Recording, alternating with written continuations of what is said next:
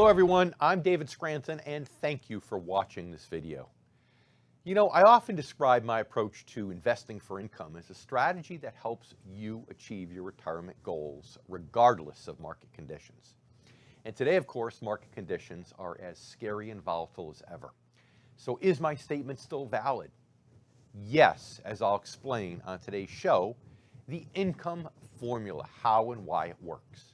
We'll be covering the formula basics, how growth-based advisors get it wrong, how the income approach differs, and how today's market uncertainty actually reinforces the value of investing for income.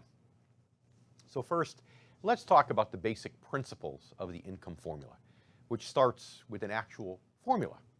And that is TR equals I plus G. And this stands for total return equals income plus growth. Now, why is that equation important? Because many people think of their investment return only in terms of growth. When the market's up, they're happy their portfolio is growing. When the market's down, they're worried it means their portfolio is shrinking. But it's not that simple, because this total return equation is the sum of both growth and income. And one of the biggest mistakes people make is forgetting about the income component.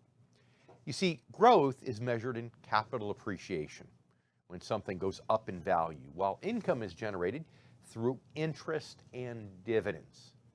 And although growth is tied directly to market performance, income, with the right strategies, doesn't have to be.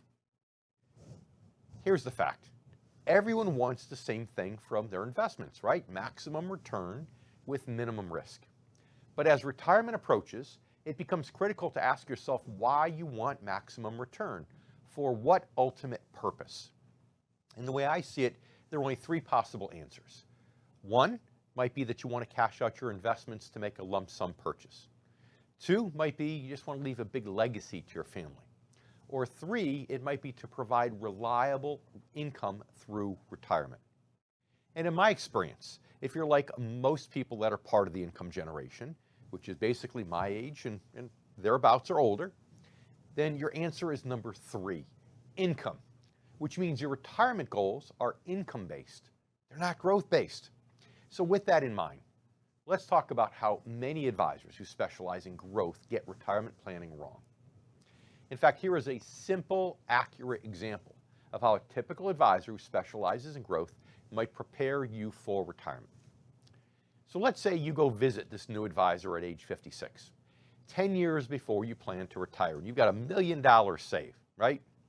So first, he's going to tell you that his goal is to help you grow your portfolio by a certain percent, year over year for the next 10 years. So let's just say that you agree 7% is attainable.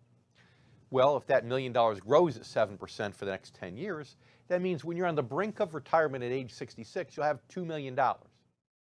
At that point, he says, well, we'll switch you over to a strategy much more focused on income. Well, how much income can you expect from that strategy?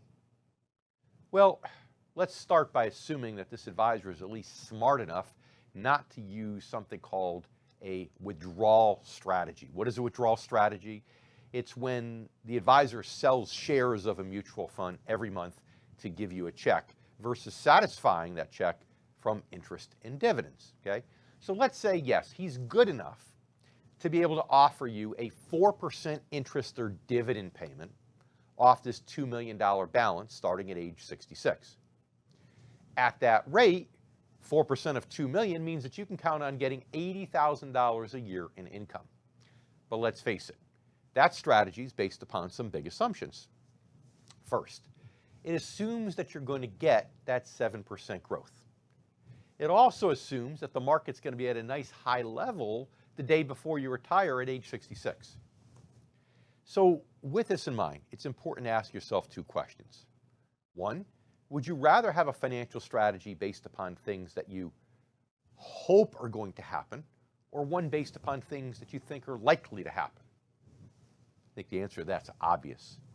But two, if you already know that your retirement goals are income-based, then why is your advisor even calculating a lump sum of $2 million? Why is he even making those assumptions about growth in the first place? Does it make any sense at all if it's an income-based goal? I think not. So let's look at how an income specialist can help you get it right. Let's assume the same example. The 56-year-old with $1 million currently invested, plans to retire in 10 years. An income specialist understands that the goal shouldn't be to double your $1 million based upon the hope of 7% growth. Rather, it should be to figure out how much income you're getting off that $1 million now, and then to steadily increase the income return. So let's say your $1 million right now is sitting in both basically stocks and stock-based instruments, and it's getting a dividend yield of 1.5% net of fees. And it very well could be less, but let's say 1.5% after fees. That means that it's going to generate about $15,000 a year today. So now, if that $15,000 gets reinvested, we know that $15,000 of income is going to grow by 1.5% over the next 10 years. So it's going to generate about $18,000 a year by the time you retire.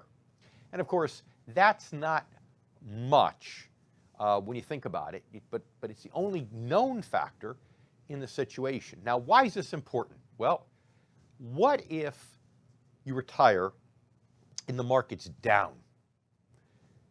Are you going to want to sell if you have only $800,000 left or $700,000 and put it in income-based investments generating 4%?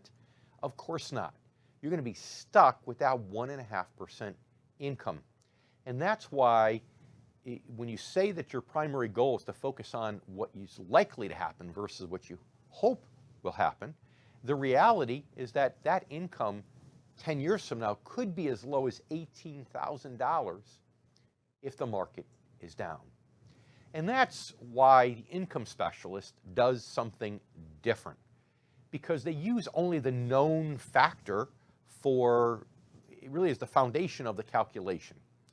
And that way he can actually help you focus your attentions from growth to income.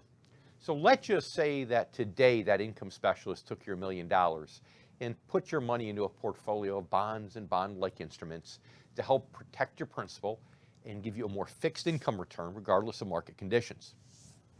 And in doing so, he can get you 4% interest or dividends today. On $1 million, that's $40,000 of income today, net of fees. And now let's say that that advisor reinvests that $40,000 every year. Well, now that $40,000 will grow by 4% a year, which means by the time you need it at age 66 on the brink of retirement, you'll get about $60,000 a year by the time you retire. It might be a couple thousand more or a couple thousand less, but the range of outcomes is narrow. Now, compare that to the range of possible outcomes if you stick with the same advisor that helped you during your working years, your accumulation years with the growth strategy. Sure, if he gets lucky and those growth assumptions are right and the market's high when you're on the brink of retirement, you ultimately might get as much as $80,000 a year, sure. But all you can really count on is $18,000 a year. And that's what the income formula does. It really narrows the disparity of possible outcomes. So instead of having a difference between 18 and 80, now you get about 60,000, give or take just a little bit, and you know that you can count on it. Why does this work? Because it helps you grow your portfolio and your income organically through strategic reinvestment, not through crossing your fingers and toes and hoping for 7% growth. That's how it works. And that's why it works regardless of market conditions, including highly volatile conditions like what we're seeing right now. And to help me today on this also important topic is today's guest, James Locke. He's the co-owner of Pool Locke Associates, located in Wilmington, Delaware. James has more than 20 years experience in the financial industry. James, always my pleasure to have you here on the show. Hey, Dave. Thanks for having me. Glad to be here today. So when you talk about investing for income, what are some of the most common misconceptions or misunderstandings that people might have about this topic? The number one misconception or misunderstanding is risk. people always believe if I want more income in retirement or any time, if I want more income, I need to take more risk. And as it turns out, it's just not the case. In fact, normally income investing is inherently safer. So if you want more income, you can actually take less risk, which makes retirees more comfortable knowing that that income will be there for them year in and year out. So understanding that income doesn't necessarily mean more risk is the number one hurdle. Now you find that sometimes that makes people a little skeptical about investing for income because they come to the table thinking it's going to require them to increase risk. Yeah. Sometimes we have to kind of unwind years of head down saving, and I don't care where my return comes from. I just want return.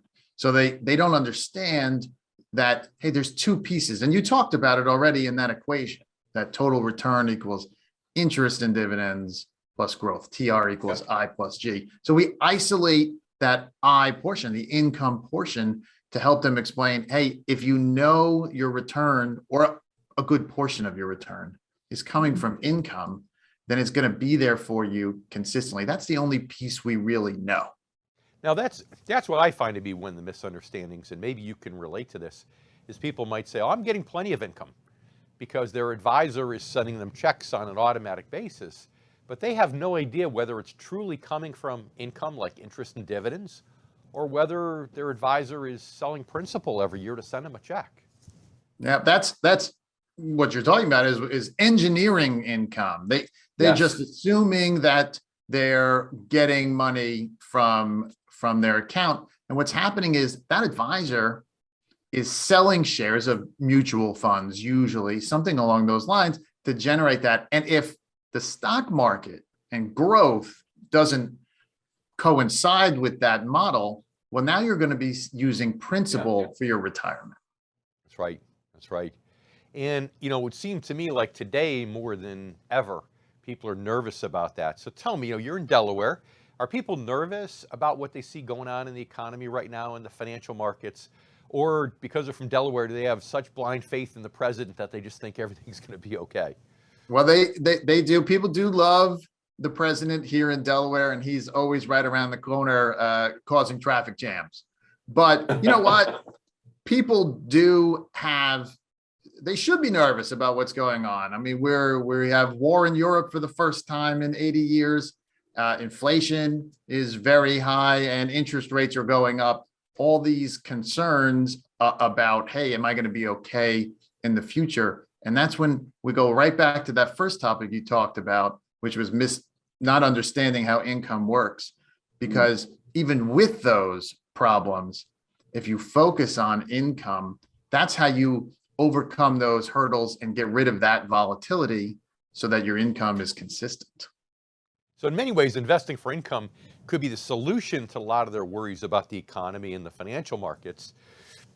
But you're saying people don't innately realize that. Yeah, if you want your retirement to be stress-free, you take from the I and not from the G. If you take from interest and dividends that you know is going to be there year in and year out, then you don't have to, we're always concerned. We always want things to be nice and easy and markets to move up consistently. But history has shown us that's not what happens. So let's figure out how to navigate this minefield of problems in such a way that your income is the number one priority, right? And then we can worry about, hey, how do we grow the pot or things of that nature? But if you take care of the most important piece, your income first, you're reducing your risk and you're making your future more secure. Yeah, good point. Tell me, because of everything going on right now, what's going on timely today, tell me what you find that is going on in the news that concerns people most about their finances, but also tell me what you think they should be the most concerned about when they listen to the news today. The biggest fear is always, am I going to run out of money? Is Social Security going to be there? Those kinds of baseline walk in the door. But I mean, James, of newsworthy topics, what are they most concerned about today that they hear in the news? And it's always right now it's inflation. Yeah. Inflation is the number one concern because your money is losing value. And then you go back to that same issue. Well, I need to overcome inflation, which means I need to take more risk. And again, just not the case. You can overcome that inflation hurdle in more than one way. And that's where understanding how when you have income today, maybe you don't need it today, you need it in the future. Well, if you're investing for income today, it means you're going to have more income in the future. It's just math. It's not, it's not some sort of crystal ball. So people are concerned mostly when they come in our office about that inflation number. And that really ties back to the Fed. And are they going to be able to, keep interest rates under control so that we can keep inflation under control and we don't tank the economy? So should inflation be the biggest concern, or should it be the Fed creating a recession? Because sometimes the cure can be worse than the sickness itself, and this might be one of those times. Yeah, it's really the Fed. That's the bigger issue. The Fed has created more recessions or created and stopped just as many recessions by them fooling around with interest rates. They have to do this very carefully. They have to move in slow, small increments. You do anything too fast, you're going to spook the market. And you do anything too fast, like you said, you might kill the patient, right? That's not what we're trying to do. Yeah, the arsonist and the fireman, like I always say. Final thoughts for our income generation members. Best words of wisdom from you. Work with a fiduciary and work with an income specialist, because you need to make sure your assets are aligned with your phase in life. And if you're in retirement and you're drawing money from your assets, do it the right way. Make sure you're with a specialist who knows how to invest for income so that you can be sure that your money will last longer than you and your income will be there for you in a renewable resource year in and year out. Yeah, and I will say specialist who specialize in retirement income is not your typical retirement planner.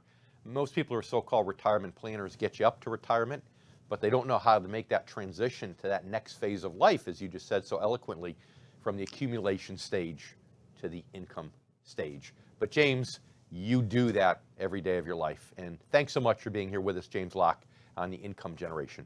Thanks, David. Thank you for watching today's video, The Income Formula, How and Why It Works. If you enjoyed this video, click the thumbs up button to give us a like, and make sure that you subscribe to our YouTube channel for new content each and every week.